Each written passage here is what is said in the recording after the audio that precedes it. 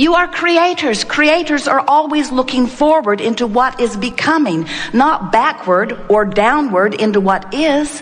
When you are driving your vehicle, hopefully you're looking where you're going, not where you've been, and not where you are.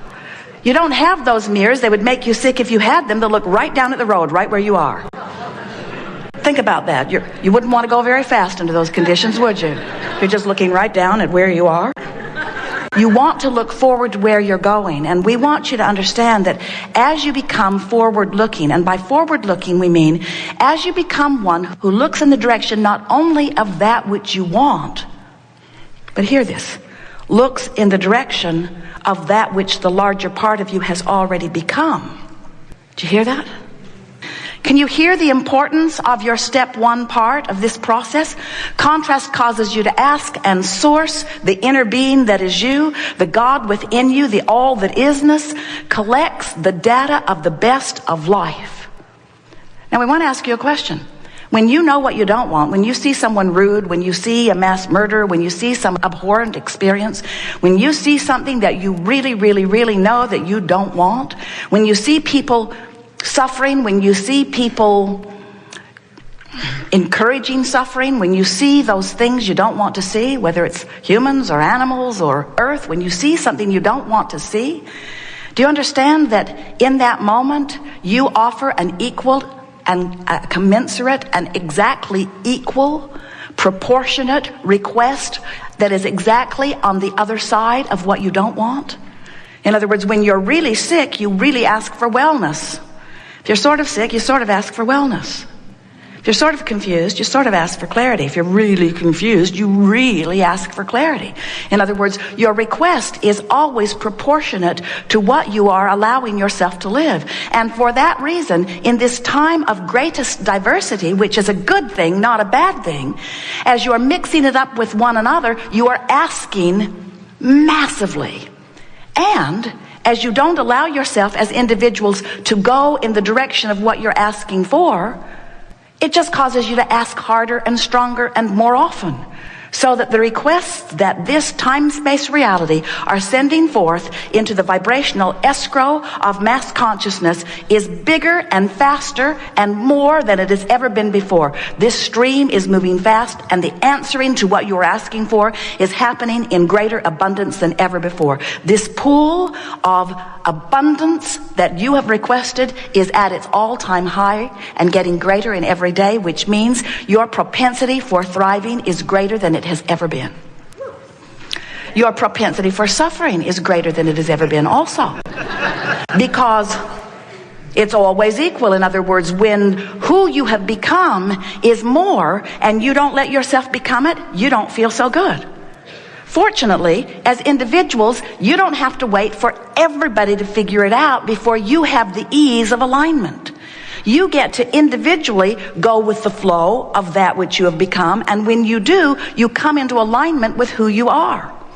So step one is you ask. Step two is source answers. Step three is you got to find some way somehow to become a vibrational match to what you've been asking for. Otherwise, you don't get what you've been asking for, but that's not the worst part of it. It's not that you just don't get what you want. It's that you don't be who you are. That's the thing that makes you feel negative emotion. You don't feel negative emotion because you're depriving yourself, and you are depriving yourself because nobody else could ever deprive you of anything. But you don't feel negative emotion because you have deprived yourself of the lover you want, or of the car you want, of the resources you want. You are feeling negative emotion because you are depriving yourself of the state of being that you are. You are secure, and when you feel insecure, there's some depriving going on, and it's not us, it's you doing it. When you are angry, you are depriving yourself because who you really are is one who loves. When you do not have enough of something wanted, it is you who is depriving yourself. But what you are wanting is alignment more than the stuff you think you want. Now, we want you to want all that stuff. We want you because you're out here in the leading edge. Someone said yesterday, well, not so sure that this stuff I want is really as spiritual as I want to be. And we say, this stuff out here on the leading edge is the extension of what spirit is. There is nothing that is not spiritual about your materialism because you are the extension of source energy. But there is a physical aspect of you that is out of sync with the spirit that is you. Just as there are physical aspects of you that are in sync with the spirit that is you. So it is not materialism that is tripping you up. It is having asked for that which Source has endorsed and become, and then holding yourself in vibrational opposition to it that makes you begin to write books about the inappropriateness of wanting material things. There isn't anything that you want that is material that you want for any other reason than that you believe you would feel better in the having of it. So this is just our way, and we are thrilled at the aha moment you just had. This is just our way of reminding you that often you are looking for love in all the wrong places. In other words, you're looking for the purchase to make you feel better, or the love of another to make you feel better, or the accolades from the public to make you feel better, when all along what you want and need in order to feel better is to find vibrational alignment with the point of view that Source has about the same subject that you are focused upon. That's what you're looking for. You want to see the world through the eyes of the expanded Source. Now hear this, the expanded Source who has just newly expanded because of you. That's why you're so hooked into it. That's why it feels so personal. It is personal. You caused Source to expand, and when you don't take the expansion, you take it personal. You feel empty. You feel void. Those are too strong of words. You feel disconnected, still too strong. You feel resistant. Better word. You feel resistant to the becoming that life has caused you and us to become. So here's another way of looking at it. You came forth willing and wanting to explore contrast in order to add to the expansion of the universe. We stand in non-physical, eagerly experiencing the expansion that you have carved out, and steadily holding focus upon it and living it as a done deal, shining a light on your request and calling you toward it forevermore, knowing that at your time of absence of resistance, you too will reap the benefit of your request, knowing that as masses, you put requests in that sometimes your generation doesn't allow yourself to live because you're too busy factioning off in liberal or conservative battlefields and pushing against one or the other and using each other and what each other wants as your excuse to deprive yourself of the very thing that your collaboration caused you to ask for. But no worries. Source, all that is, took the expansion. And it is from that vantage point that new generations are born who will be born with less resistance. And while you'll leave monuments to your resistance all over your planet, you will leave monuments and books and all kinds of information for the new ones to read, and you'll do your best to remind them how awful it really is so that they will forget their God-given joy that they came forth with. Even though you try very, very, very hard, the natural process of the recycling of experience causes every generation to be less resistant than the last. So you, in your generations, you are setting forth very much in this vibrational escrow. We're going to call this the vortex of creation. You have contributed massively to this vortex that will benefit generations to come.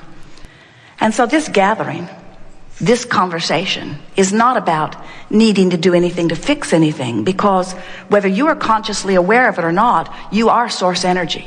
And whether you are consciously aware of it or not, you are vibrational beings. And whether you are consciously aware of it or not, while you are here in your physical bodies, you are simultaneously source energy. Bigger, more of you, source energy than physically focused. And whether you are aware of it or not, the contrast that you live causes you to expand the universe.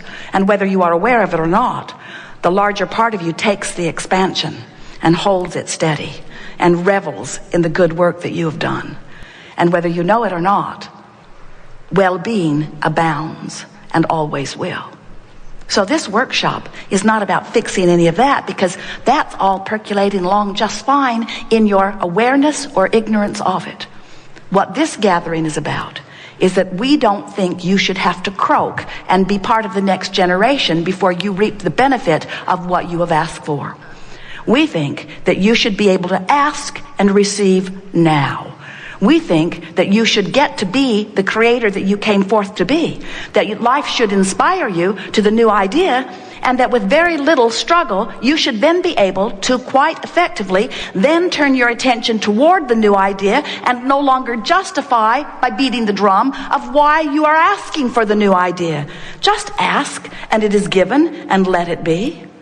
And we are confident that as you ask and launch a rocket of desire that you are in the beginning not a vibrational match to, that with a little bit of effort, far less than it takes you to learn a computer program, with a little bit of effort, you can turn your attention toward this new desire that you have carved out of your life experience. And as you do that, as you turn your attention toward it and familiarize yourself with the feeling of the success of that request, and let that vibration of this satisfied request be your dominant chronic offering, that it then in very short order must manifest. Because when you remove the resistance from this vibrational equation, when you remove the contradictory vibration to the desires that you have fostered, those desires have to manifest in full form for you and all to see. But then we know that even though you have manifested your desire, you now, oh, and it is such a good thing, stand in a whole new place, a whole new platform with a whole new set of contrasting experiences, which are going to cause you again to know more specifically, more clearly what you don't want, which is going to cause you to ask for what you do want. And we know that you have the ability, now you've asked with clarity, to turn and give your undivided attention to what you are now asking for, no longer beating the drum of your validation or justification or excuse for asking. You see, you don't need any validation. When you ask, it is given. Now some say, Abraham, what about those guys that I'm pretty sure are going to ask for bad things?